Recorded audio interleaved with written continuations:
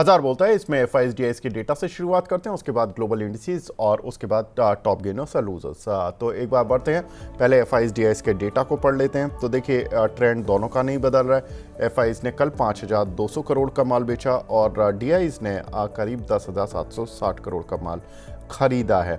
हालांकि कुछ block deals के भी हैं इसमें जो चंक्स हैं, लेकिन कहीं ना कहीं हम ये कह सकते हैं कि ये एक बड़ा डेटा इस समय मार्केट में चल रहा है कि डीआईएस के पास पैसा है, वो पैसा लगा रहे हैं। लेकिन मार्केट में जो संकेत होते हैं वो ग्लोबल मार्केट से भी काफ़ी कुछ मार्केट लेने की कोशिश करता है। तो एक बार देख लेते हैं ग्लोबल संकेत किस तरह के हैं। तो ग्लोबल संकेतों में देखें तो यूएस कल करीब 0.5% गिरकर बंद हुआ। शंघाई में ग्रीन मार्क बना हुआ है। निकाई करीब 2% ऊपर है।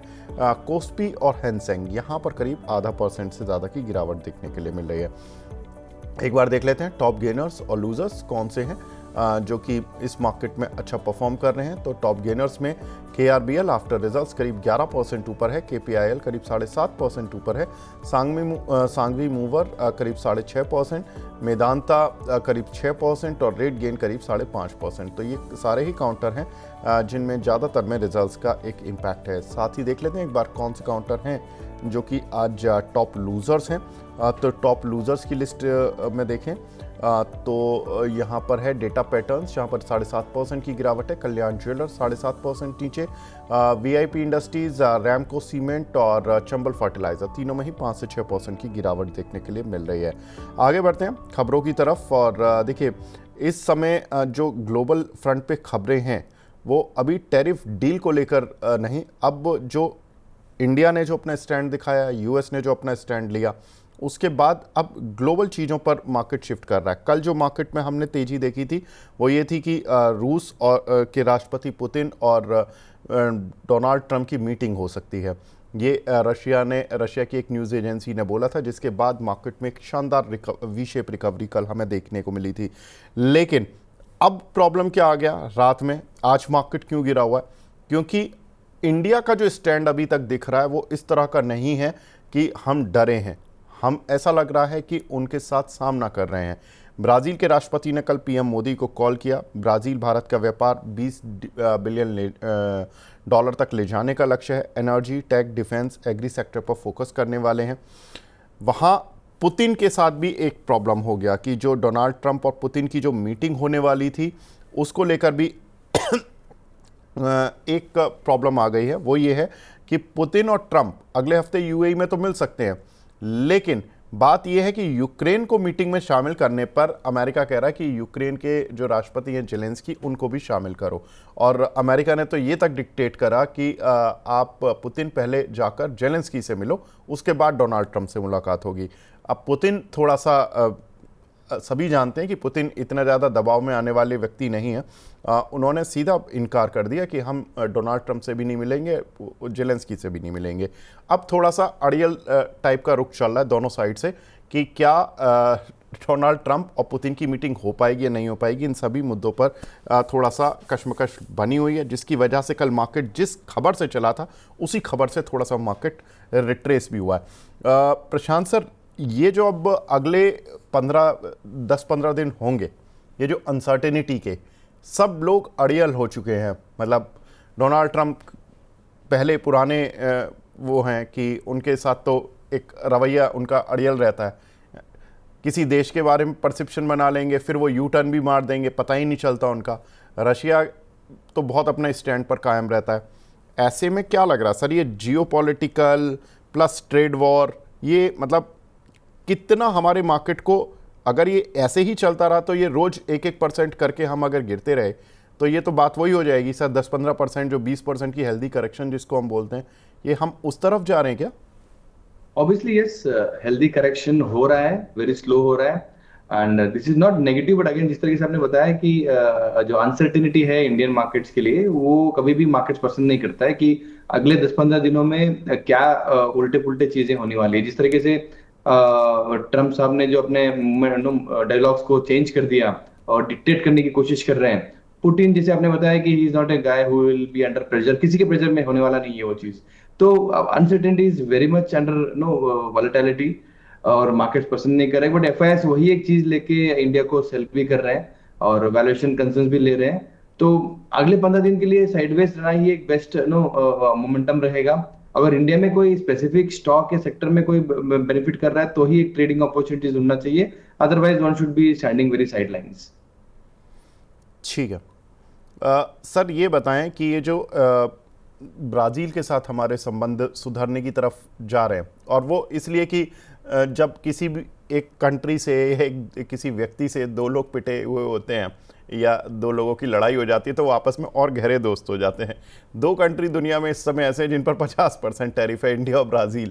तो इसलिए दोस्ती होना थोड़ा सा लाजमी है। पिछले महीने हमारे पीएम गए भी थे ब्राज़ील में, तो बहुत अच्छा स्वागत भी हुआ था उनका इनफैक्ट। तो अभी क्या लग रहा है सर, जो ब्राज़ील एक इस तरह का देश रहा है जिसका कि एग्री पर काफ़ी अच्छा फोकस रहता है, ख़ासतौर से शुगर में वो बहुत अच्छा करते हैं, इथेनॉल में बहुत अच्छा करते हैं कुछ इस अच्छा, और जो हमारे करार हो सकते हैं उनके साथ, उनके उपराष्ट्रपति भी अक्टूबर में आ रहे हैं, फिर जो ब्राज़ील के राष्ट्रपति हैं वो जनवरी में उनके आने की बात है। तो क्या लग रहा है, और जो ऑफिशियल्स की तरफ से आया कि energy, tech, defence, agri sector पर हमारे दोनों देशों के बीच में बायलैटरल ट्रेड्स बढ़ाने की बात है, कौन से शेयर्स पर नज़र रखें इनमें से?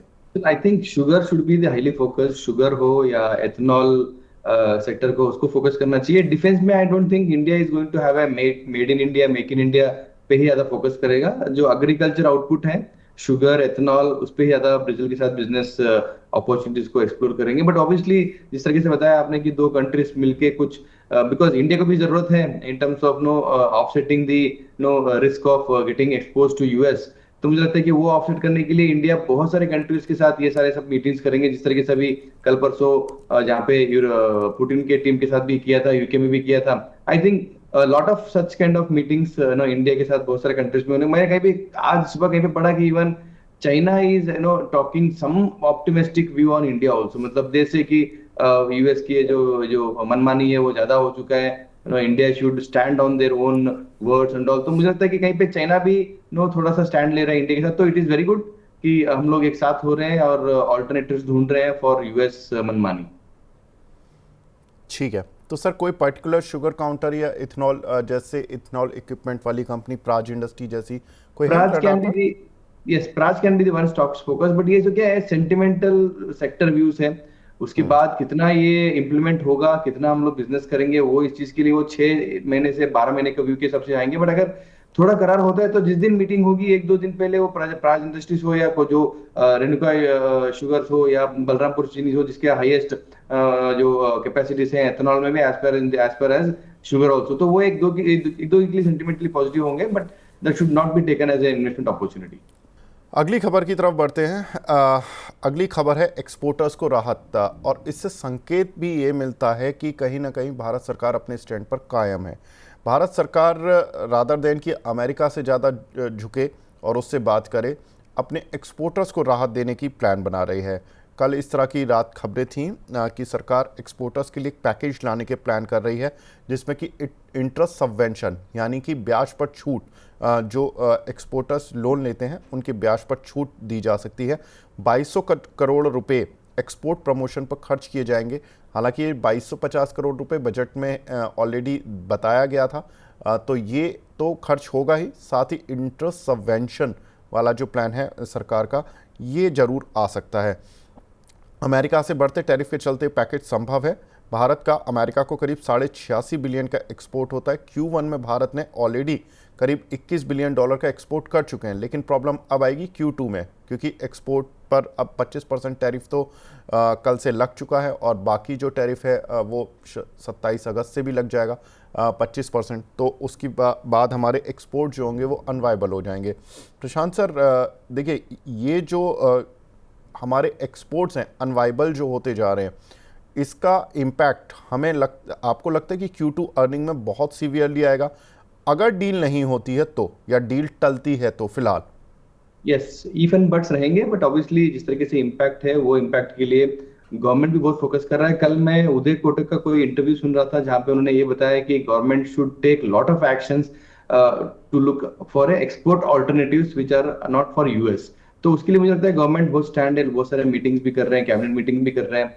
एंड आई थिंक वो एक अपॉर्चुनिटी लेने के लिए 1-2 महीना बाकी अभी भी है अपने पास। So second half of the economy will have a lot of changes in terms of export oriented incentive schemes. तो यस Q2 में तो इम्पैक्ट आएगा ही, मुझे लगता है कि Q1 में भी ऑलरेडी बहुत सारे आ चुके हैं, बिकॉज वी वर नोइंग कि जो जनवरी से अभी तक जो इम्पैक्ट है वो Q1 में भी बहुत सारे ऐसे एक्सपोर्ट ओरिएंटेड कंपनीज में भी नंबर्स ऑलरेडी खराब हो चुके हैं, मार्जिन अंडर प्रेशर हो चुके हैं, because vendor also is discussing with the main company, और मेन कंपनी अपने क्लाइंटों के साथ भी डिस्कस कर रहा है कि ये होगा तो क्या होगा, हाउ शुड बी डील, और अपना जो कॉन्ट्रैक्ट है फॉर 1 ईयर जो भी एस्केलेशन है, एस्केलेशन को कैसे चेंज करना है, ये सब चीजें ऑलरेडी डिस्कशन में हो चुके हैं, and we are also hearing those things on the news. So yes, H2 will be under pressure, but I think उसके पहले ही गवर्नमेंट ऑफ इंडिया कुछ ना कुछ तो एक ऐसे PLI स्कीम जो एक्सपोर्ट ओरिएंटेड रहेंगे, या टू टेक्सटाइल्स हो, लेदर हो, जो यूएस को ज्यादा कर रहे हैं उनके भी लिए ही कुछ नया स्कीम लेके आएंगे। सर ये प्रेशर टैक्टिस है इंडियन गवर्नमेंट की तरफ से भी कि डोनाल्ड ट्रंप को ये बताया जाए कि हम ब्राज़ील के राष्ट्रपति से मिल रहे हैं, हमारे जो पीएम हैं वो चाइना जाने की बात कर रहे हैं 30 से 31 अगस्त के आसपास, साथ ही पुतिन को भारत बुलाने की बात हो रही है, तो ये भी खबरें हैं। तो ये प्रेशर टैक्टिस है कि जहाँ जहाँ पर आप कमज़ोर हैं, जहाँ जहाँ पर आपकी लड़ाइयाँ चलती हैं, हम भी उन्हीं के साथ दोस्ती करेंगे। और ये प्रेशर टैक्टिस सर कितना मतलब मार्केट को कितना परेशान करेंगी या खुश करेंगी? देखो मार्केट एक्चुअली अभी साइडवेज हो चुका है, वी हैव टोटली डिस्काउंटेड कि ये जो ट्रम्प रिस्क है वो रिस्क रहेगा ही मार्केट्स के लिए, जब वो आएगा वो एक बार इसको डिस्काउंट कर लेंगे। But again yes, the way how Trump is doing the business, मतलब जिस तरीके से वो पाकिस्तान को हाईलाइट कर देते हैं, वहां पे ऑयल में इन्वेस्टमेंट कर देंगे, वहां से हम लोग ऑयल एक्सपोर्ट करेंगे, जहां पे इंडिया का जो पेन पॉइंट्स है वहां पे वो टच कर रहे हैं। तो ऑब्वियसली मोदी और Modi government is also trying to same replica the same effort की जहां जहां पे उनके पेन पॉइंट्स हैं वहां पे जाके अपनी दोस्ती के हाथ बढ़ाए। Otherwise see the way how China reciprocal tax लगाते गया, फाइट करते गया, हम लोग वो नहीं कर रहे हैं। हम लोग सिंपल ये कर रहे हैं कि हम लोग बिजनेस बढ़ाने के लिए उनके जो ट्रेड पार्टनर्स है, जो बड़े बड़े पार्टनर्स है, जैसे पुतिन साहब का जो कंट्री है, ब्राजील है, जापान के साथ भी बातें चल रही है। तो I think that is alternative way of keeping US under check की बस हम लोग उस पर डरे नहीं है और अपना धंधा हम कर रहे हैं। ठीक बात है सर। ये बताएं, अगर ये एक्सपोर्टर्स को पैकेज मिलता है तो ये पैकेज ठीक है किसी भी क्वांटम का हो, लेकिन क्या इस पैकेज से जो भी एक्सपोर्ट शेयर अगर एक बार एक नी जर्क रिएक्शन लेंगे मान लीजिए, तो वो नी जर्क रिएक्शन एग्जिट के लिए होगा या होल्ड करने के लिए होगा? नहीं, क्वेश्चन समझा रहे मैं सर। अगर कोई एक्सपोर्ट पैकेज आ जाता है वीकेंड में और मान लीजिए मंडे को जो एक्सपोर्ट वाले शेयर हैं जब उनको पैकेज मिलेगा, अगर जब भी मिले, तो जो नी जर्क रिएक्शन आता है कि ऊपर की तरफ अगर कोई बहुत तेजी से उनमें बाइंग आ जाती है फॉर इन्वेस्टर्स, यस यस, हाँ, इन्वेस्टर्स को एग्जिट करना है कि नहीं किया, अंडरस्टूड। तो मुझे लगता है कि देखो यस एक ट्रेडिंग अपॉर्चुनिटी बनेगा, मुझे लगता नहीं एग्जिट करना चाहिए, because this factor will not remain for long term, this is a very near term impact for the stocks of exports as well as जो ट्रम्प साहब का जो भी वो डील करेंगे नहीं करेंगे वो भी बहुत नियर टर्म के लिए। मुझे लगता है कि on or before Diwali we will be very much clear कि हम लोग ये डील करेंगे कि नहीं करेंगे, और अब उनका 50% लगने वाला ही है, पेनल्टी लगने वाला ही है, उसके लिए हम लोग क्या अल्टरनेटिव ढूंढ के आगे जाने वाले। तो it is very clear. But जो पैकेजेस आएंगे तो एग्जिट तो नहीं बोलूंगा, बिकॉज उतने भी टेक्सटाइल्स गिरे नहीं है। हम लोग जब 1 महीने पहले से देखेंगे तो यूके का जो ट्रेड डील हुआ था FTA, उसके साथ भी हम लोगों ने टेक्सटाइल्स कंपनीज बहुत सारे बढ़ चुके थे। We are not exiting on those stocks right now. We are very positive because we will make sure कि we will find alternatives for business and that will be very good for the companies. आगे बढ़ते हैं sir.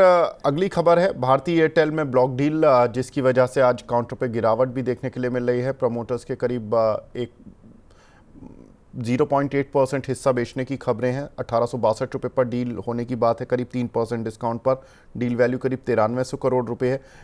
Sir कैसे देख रहे हैं भारतीय Airtel की ये block deal? Very positive, sir. Fundamental, there is no question about the business model. But again, block deals are opportunities in such kind of businesses, and I am very much positive on the stock. और मैं शायद ये अभी भी थोड़ा सा technically wait कर रहा हूँ कि ये 1820 1850 के रेंज में आ गया तो we should have a very positive call on trading basis as well as on investment basis.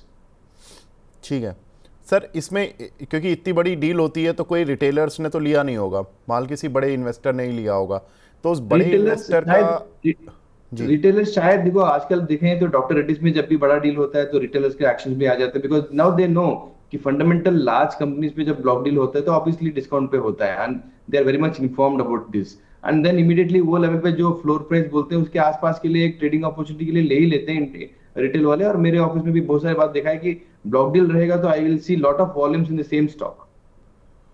तो मतलब आज लेकर जाएं सर भारतीय Airtel? Obviously, yes, because block deal is doesn't change anything in the business model.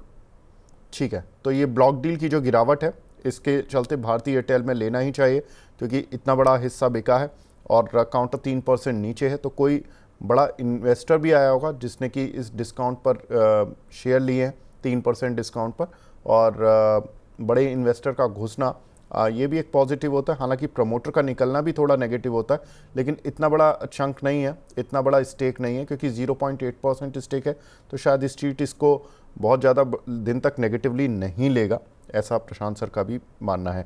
लेकिन sir एक चीज़, AU small finance bank का बड़ा बैंक बनने जा रहा है, यूनिवर्सल लाइसेंस मिल रहा है उसको, आरबीआई की तरफ से मंजूरी मिली है। सितंबर 2024 में इन्होंने लाइसेंस के लिए अप्लाई किया था। अब छोटे बैंक और बड़े बैंक में अंतर क्या होता है? अभी तक एयू अपने साथ लगाता था स्मॉल फाइनेंस बैंक, अब एयू बैंक बन जाएगा पूरी तरह से।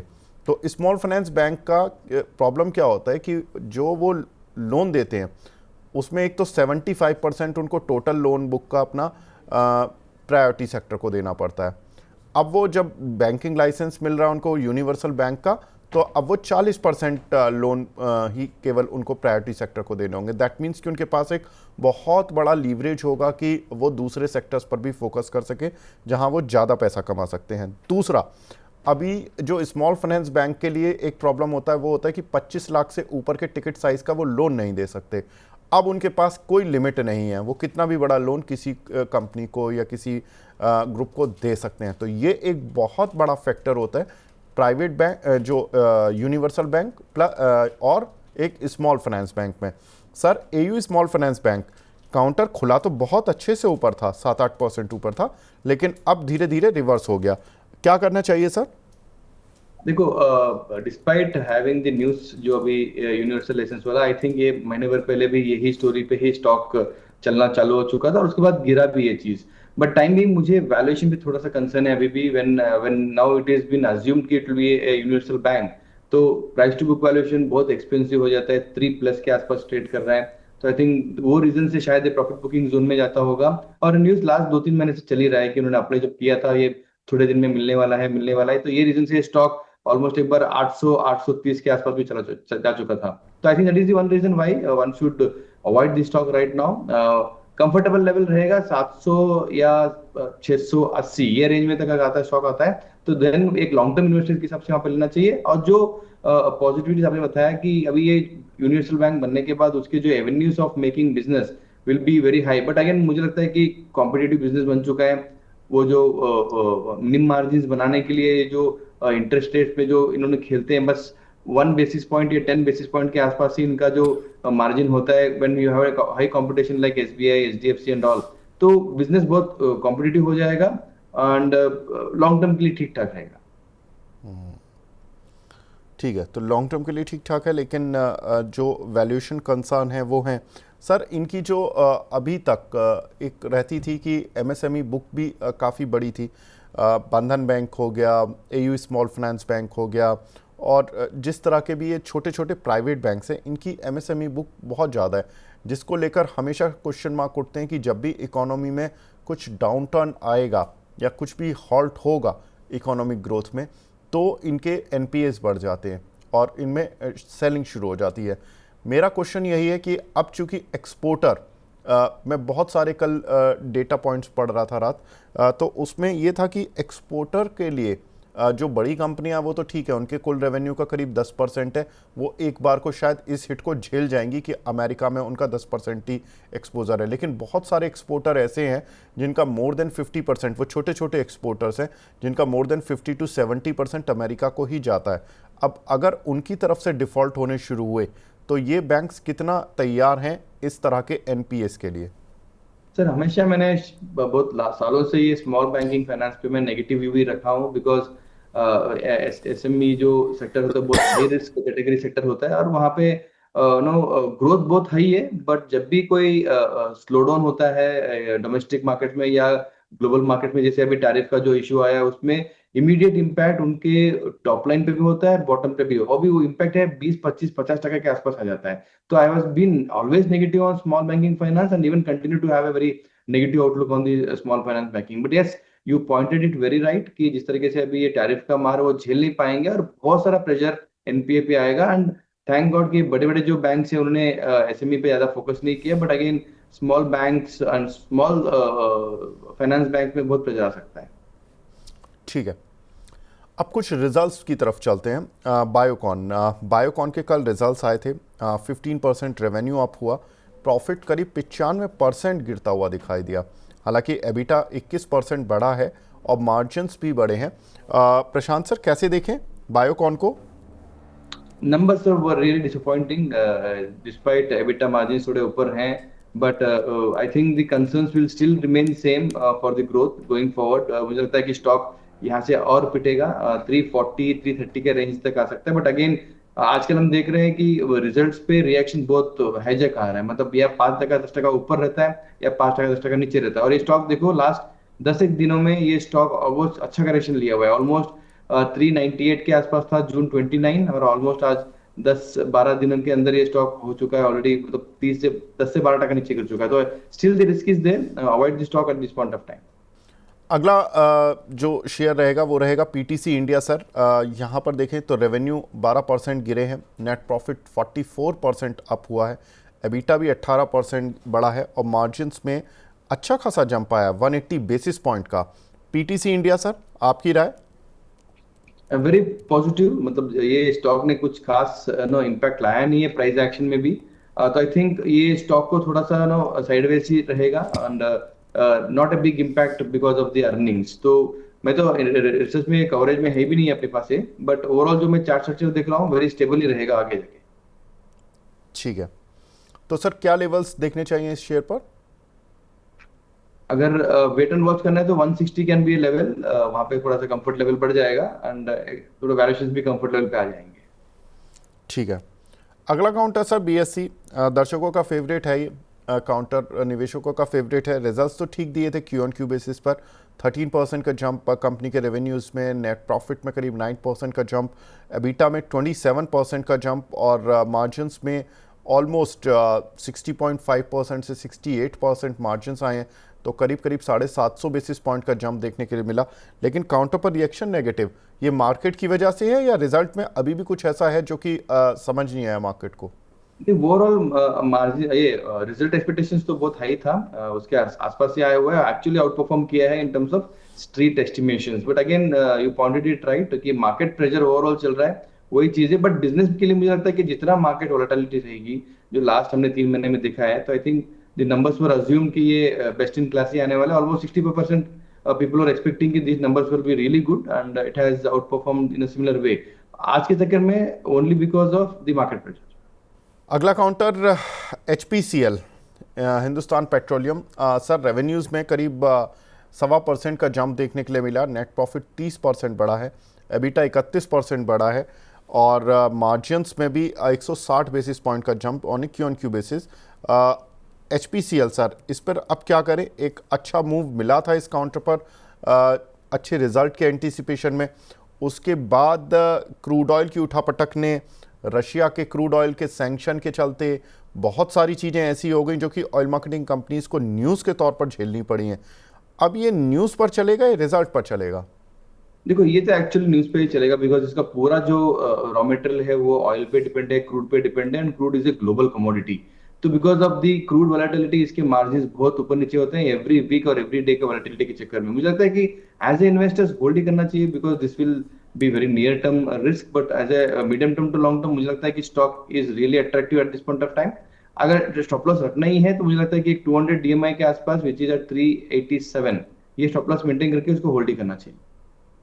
ठीक है, सब बाकी ऑयल मार्केटिंग कंपनीज पर आपका व्यू, लाइक बीपीसीएल और आईओसी पर? Charts are very similar to what HPCL is this. यहाँ पे भी एक छोटा सा स्टॉप लॉस मेंटेन करना चाहिए 305 के आसपास बीपीसीएल, तो then that also looks good for me. और आईओसी एक्चुअली अच्छा लग रहा है बिकॉज यहाँ पे डाउनसाइड रिस्क मुझे कम लग रहा है इन टर्म्स ऑफ ऑलरेडी ये 200 ईएमए के आसपास ही चल रहा है, तो यहाँ पे बाई कर सकते हैं। And I think 3 to 6 months के व्यू के हिसाब से 5 to 10% की मोमेंटम ये स्टॉक्स में आ सकते हैं, तीनों स्टॉक्स। ठीक है। सर, रिलायंस इंडस्ट्रीज लगातार टूटता जा रहा है। अब इसकी वीकनेस एक 1385 का सपोर्ट माना जा रहा था, वो भी अब टूट चुका है, 1371 आ चुका है। कोई महत्वपूर्ण सपोर्ट आपको अगला लगता है, या अभी जो खबरें चल रही हैं उसकी वजह से ही अभी और इसमें गिरावट आएगी?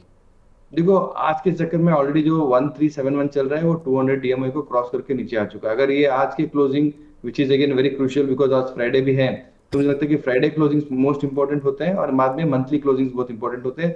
200 डीएमआई के नीचे जाने के बाद I think the selling pressure will continue और the stock will remain underperformance for very shorter period of time. तो ओवरऑल सेल ही एक अपॉर्चुनिटी, सेल करना अपॉर्चुनिटी लग रहा है। एटलीस्ट 50, मतलब 1340 1350 ये रेंज तक आ सकता है स्टॉक वेरी सुन। ठीक है। इस समय निफ्टी देखें तो अब 175 पॉइंट नीचे आ चुका है और सेंसेक्स में करीब 600 पॉइंट की गिरावट है। निफ्टी आईटी में करीब 250 पॉइंट और निफ्टी बैंक में करीब 350 पॉइंट की गिरावट देखने के लिए मिल रही है। कल जो निफ्टी ने अपना लो पॉइंट बनाया था वो था 24,344, अभी 24,419-20 के आसपास चल रही है। तो अभी भी यहाँ से करीब करीब 60-70 पॉइंट दूर है निफ्टी कल के लो से। लेकिन कहीं ना कहीं ये जो गिरावट है ये ज़रूर मार्केट को परेशान कर रही है। सर, ये फ्राइडे, ब्लैक फ्राइडे हर बार ही मनने लगा है। मैं पिछली बार भी ये शेयर कर रहा था कि 3 जुलाई के बाद से, 3 या 4 जुलाई के बाद से जितने भी फ्राइडेज़ आए हैं उन सभी में मार्केट ने कम से कम नहीं तो 150 से 200 पॉइंट की गिरावट दी है और आज निफ्टी फिर वहीं खड़ा हुआ है, 250 पॉइंट नीचे।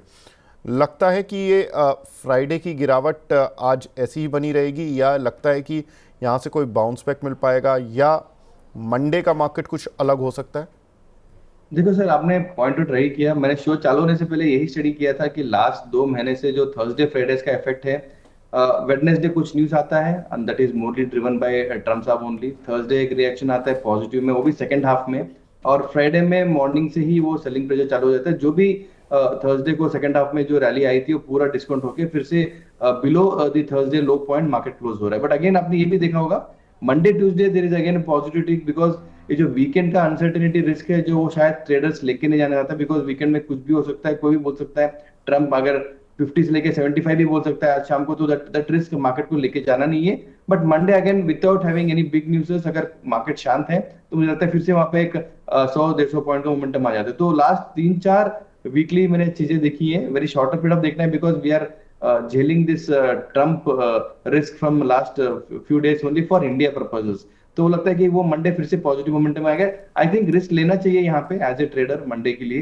एंड स्टॉप लॉस अभी अगर लेना है तो stop loss should be yesterday's low, और उसके ऊपर नीचे देखना है तो मुझे लगता है कि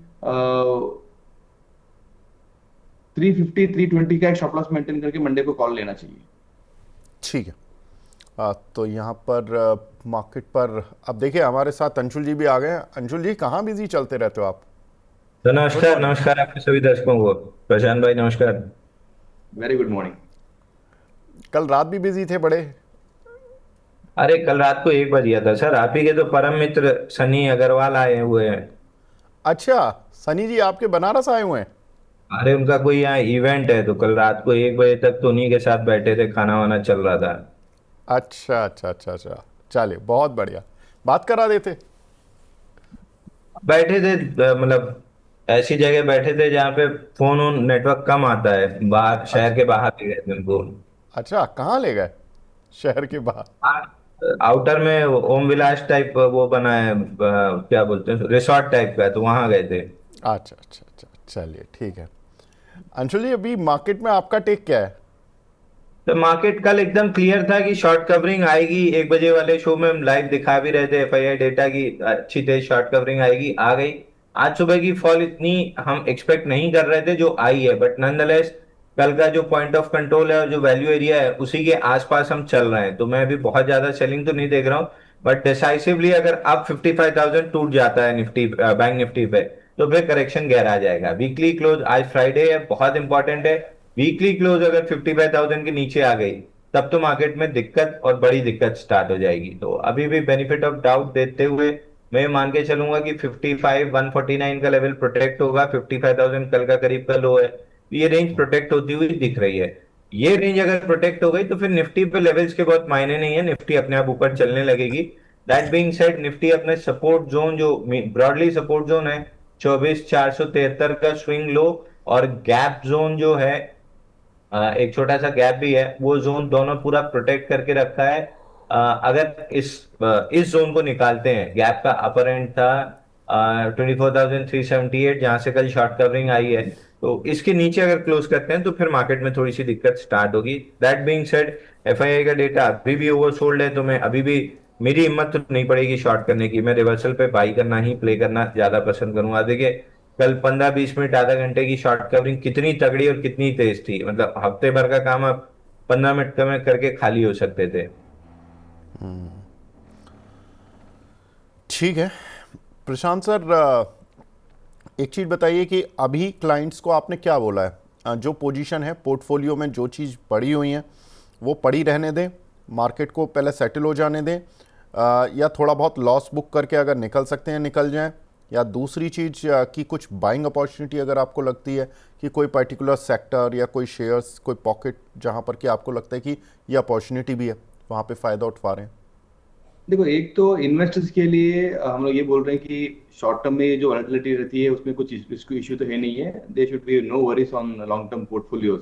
बट एज ए ट्रेडर्स हम लोग सेल कॉल ज्यादा प्रिफर कर रहे हैं, बिकॉज एवरी 100-200 पॉइंट जो निफ्टी बढ़ता है तो वहाँ पे एटलीस्ट एक 25-50 पॉइंट्स का अच्छा कॉल शॉर्ट्स मिल जाते हैं, वहाँ पे वो ट्रेड कर रहे हैं। आज की तारीख में भी देखेंगे तो we are short on M&M, we are short on Titan, L&T, TCS, मतलब एक अच्छा ट्रेडिंग अपॉर्चुनिटीज मिल रहा है एटलीस्ट 10 से या 20 रुपए के मोमेंटम के लिए। तो ट्रेडर्स के लिए तो सेल कॉल ही रिकमेंडेशन कर रहे हैं। एज ए इन्वेस्टर्स कोई अच्छा पॉकेट्स मिल नहीं रहा है, because we want to wait and watch, let the dust get settled. एक बार जो सेटलमेंट होने के बाद ही जो एक मेजर रिएक्शन आएगा, अभी तक भी मैं ये देख रहा हूँ कि ट्रम्प के नाम पे कोई बड़ा मेजर रिएक्शन वन शॉट नहीं आ रहा है। Every day we are like 100-150 points pressure आ रहा है, but I think I am waiting for a one major reaction on the downside. और सेम डे मुझे लगता है कि वो दिन फिर से वो जो रिएक्शन होने के बाद जो रिकवरी आएगी, वहां पे हम लोग बाई कॉल से बाई अपॉर्चुनिटीज ढूंढते रहेंगे।